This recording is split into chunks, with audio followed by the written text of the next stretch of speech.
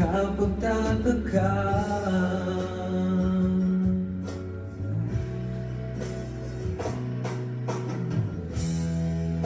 kung bakit ganito ang aking kapalaran. Di ba ilang ulit ka nang nagpaalam? Bawat paalam ay puno ng iyakan, nakapagtataka.